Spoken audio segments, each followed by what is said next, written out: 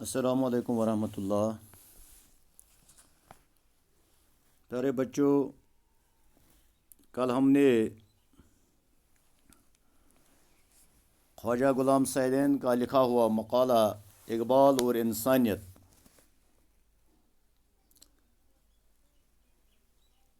کا خلاصہ پڑھا، اس کی تلخیص ہم نے پڑھی۔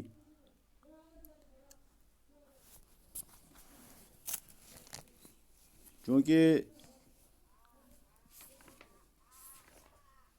مضمون کے ہر حصے کو، ہر پیراگراف کو پڑھنے میں آف لائن میں کچھ دقتیں پیش آتی ہیں، تو اس لیے میں نے آپ کو اس کا تلخیص ہی بتایا۔ تو اب اس مضمون کے آخر پر دیے گئے عملی کام کی طرف ہم جائیں۔ آپ اپنی کتاب ہاتھ میں لے کر صفحہ نمبر 94 پر جائیں۔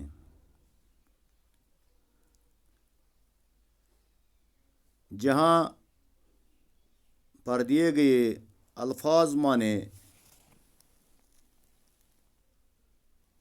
آپ دیکھیں اور ان کو اچھی طرح سے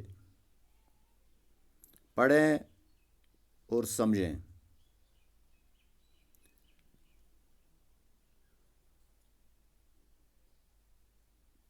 الفاظ کے معنی بھی وہاں دیے ہوئے ہیں، آپ اپنی نظریں صفحہ نمبر 94 پر رکھیں۔ وحدت ایک ہونا، اور وحدت کو توحید بھی کہتے ہیں، یعنی اللہ کا یکتا ہونا۔ خد و خال کہتے ہیں شکل و صورت کو، فراخ دل، کشادہ دل۔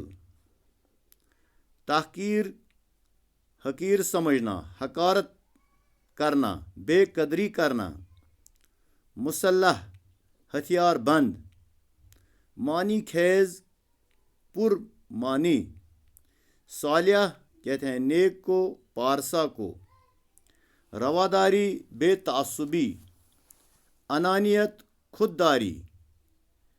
قلیل تھوڑا کم، پوشیدہ چھپا ہوا، پردے میں۔ ابدی ہمیشہ زندہ رہنے والا۔ بصیرت عقل مندی، دانائی۔ جلیل بڑا، بزرگ۔ سر بفلک، اونچے۔ شکر کھند، مسکراہٹ، تبسم۔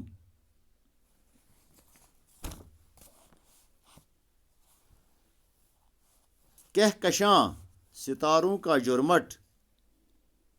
عقائد، عقیدہ کی جمع۔ تشکیک، شک میں ڈالنا۔ بے اعتنائی، بے توجہی۔ اوچھا، کم ظرف، کمینہ۔ رو پہلی، سفید۔ کالیداس ہندی کا مشہور شاعر ہے۔ حافظ فارسی کا ایک معروف شاعر ہے۔ ٹیگور بنگالی زبان کا مشہور شاعر۔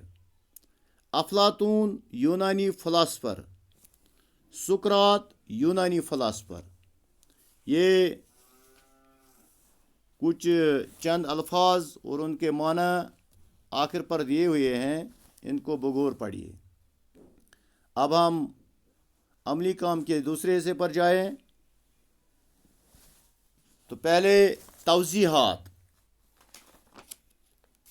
توضیحات کہتے ہیں، یہ توضیح کی جمع الجمع ہے۔ تو توضیحات کے معنی ہے وضاحت کرنا، کھول کر بیان کرنا۔ تو یہاں پر اس مضمون میں خواجہ غلام سعیدین نے اقبال کی شاعری اور ان کی فکر کی چند اساسی پہلوؤں کی وضاحت کی ہے۔ ان میں بنی نوع انسان کی وحدت، احترام خودی، رواداری اور انسان دوستی کے پہلو قابل ذکر ہیں۔ تو اسی کے تیسرے حصے پر سوالات کے جوابات آپ کو دینے ہیں۔ پہلا سوال جو ہے،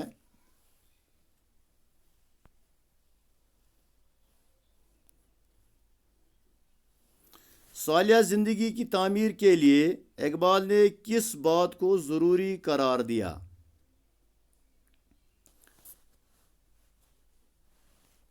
تو جواب اس طرح ہے، صالحہ زندگی کی تعمیر کے لیے اقبال رحمۃ اللہ علیہ نے اپنی خودی کا احترام اور اسی طرح دوسروں کی خودی کا احترام کرنا ضروری قرار دیا ہے۔ دوسرا پارٹ ہے، خودی سے کیا مراد ہے؟ جواب، خودی سے مراد ہے اپنے آپ کو پہچاننا، اپنے مقام کو پہچاننا۔ خودی ایک ایسی دولت ہے جس سے کسی بھی قیمت پر بیچا نہیں جا سکتا۔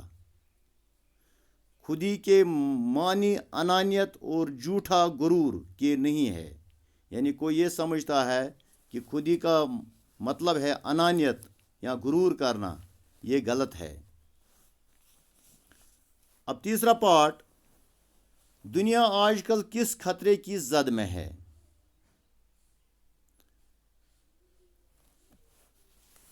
جواب ہے، دنیا آج کل تعصب، تنگ نظری اور نسلی حسد کی زد میں ہے۔ یہاں دنیا میں ذات پات، قوم پرستی، اونچ نیچ اور جیسا کہ آپ نے کتاب میں پڑھا بھی ہے، رنگ، ملک کا تصور، ان جیسے چیزوں سے دنیا میں خطرے کے بادل منڈلا رہے ہیں۔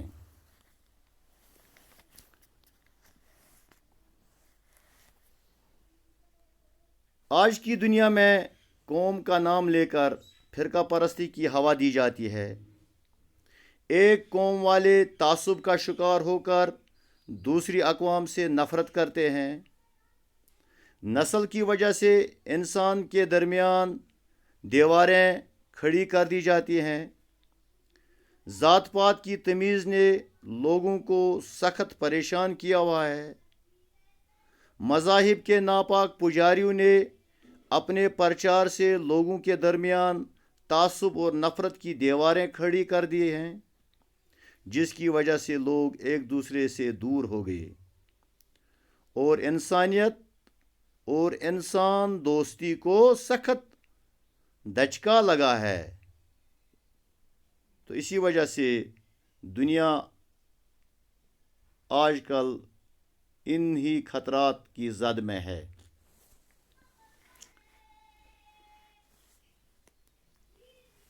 اگلا سوال، اقبال کی شاعری کے بنیادی فکری پہلو کیا ہیں؟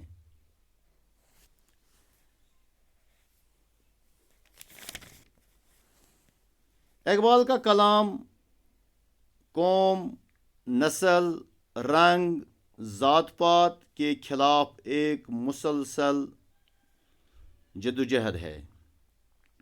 وہ ان مصنوعی کہتے ہیں بناوٹی، وہ ان مصنوعی اختلافات کو دور کرنے کا پیغام دیتے ہیں۔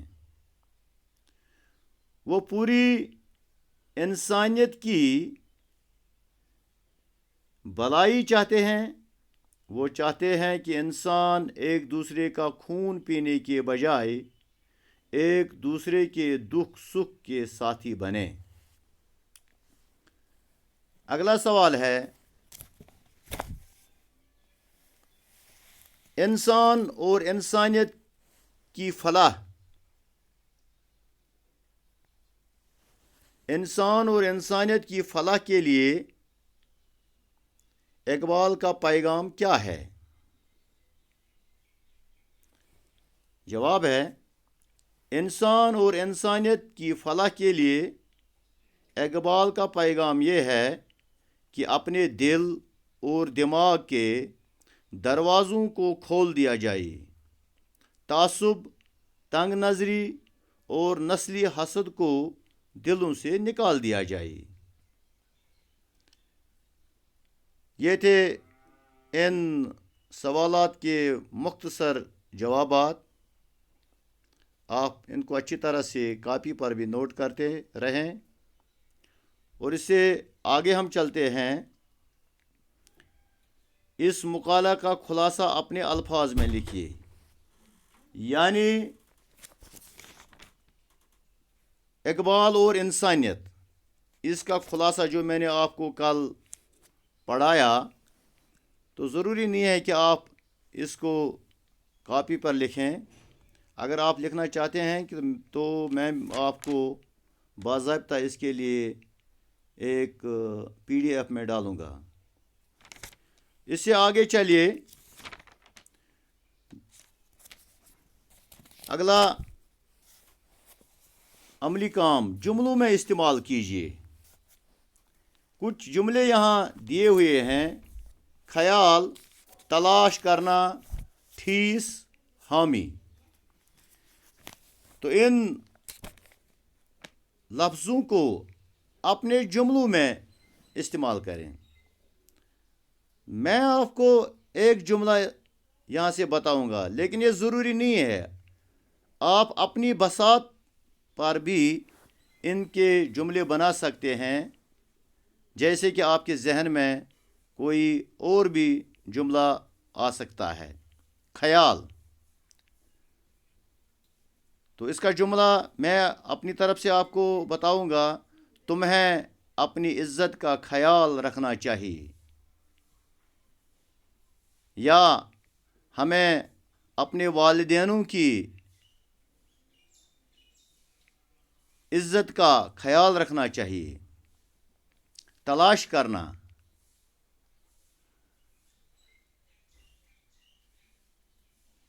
جملہ: عہد نو کی زندگی میں سکون تلاش کرنا ایک اہم مسئلہ بن گیا ہے۔